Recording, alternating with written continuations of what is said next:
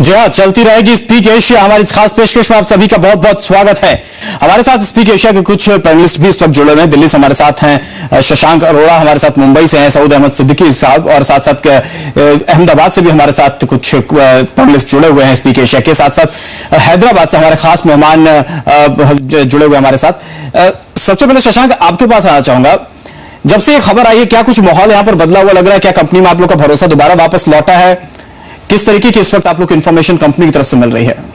Positive एक information पहले भी थी और अभी भी है, वही बरकरार है कंपनी की तरफ से कि स्पीक एशिया कैसे भी करके इस मैटर को हैंडल करेगी और किसी भी पैनलिस्ट को किसी भी तरह का कोई नुकसान नहीं होगा और कंपनी कंटिन्यू करेगी।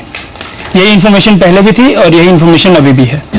जी, और खासतौर से क्या जिस तरीके से आप लोग के पैसे ब्लॉक थे और जो पुराने पैसे इस बीच में जो आपके सर्वे हो रहे, वो पैसे के बारे में कंपनी ने कुछ बताया आपको? क्या किस तरीके से आपको उसकी डिलीवरी होगी, कैसे मिलेगा?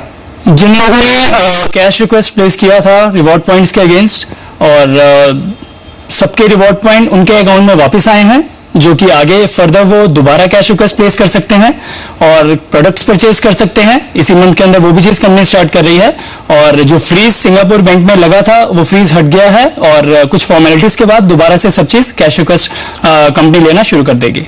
जी, और हमारे साथ मुंबई से भी कुछ पैनलिस्ट बने हुए। सऊद अहमद सिद्दीकी साहब हमारे साथ है मुंबई से।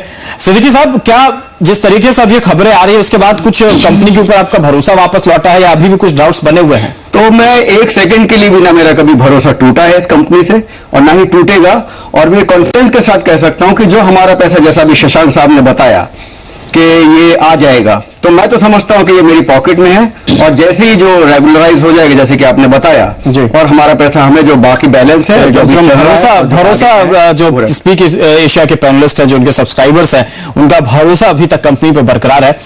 लेकिन हमारे साथ स्पीक एशिया के तमाम पैनलिस्ट इस वक्त बने हुए। शशांक, आपने सुना जिस तरीके से साईं चंद्रवर्धन साहब ने बताया, जाने माने देश के कॉर्पोरेट लॉयर हैं, कि कहीं ना कहीं कंपनी के खिलाफ जो इंक्वायरीज चल रही हैं, जो जांच चली, जब तक वो खत्म नहीं होती तब तक कंपनी का रजिस्ट्रेशन संभव नहीं हो पाएगा। ऐसा मुझे लगता है कि भारत में जो बिजनेस करने का, भारत में दोबारा रजिस्ट्रेशन करने का, दोबारा बिजनेस को रिज्यूम करने का जो सपना देख रही कंपनी, वो कहीं ना कहीं अभी बड़ी मुश्किलों में है। शशांक, कंप्लेंट्स किस तरह की हैं? जैसा मैंने किसी न्यूज चैनल पे देखा था कि उसमें कहा गया था कि स्पीक एशिया से पैसे निकलवाइए और हमें बताइए, इस टाइप का कुछ न्यूज था, मैंने किसी चैनल पे देखा था।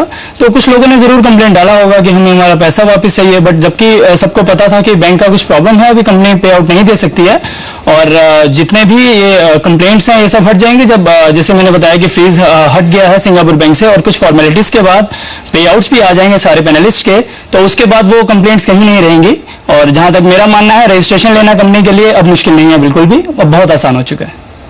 जी, चलिए, अभी आपका भरोसा बना हुआ। यकीनन निवेशक जिन लोगों ने इसमें पैसा लगाया, अब तक उनका भरोसा इस पर बरकरार है, ये अपने आप में बड़ी बात यहाँ पर जरूर है। फिलहाल हमारे इस खास पेशकश में आज के लिए फिलहाल इतना ही। नमस्कार।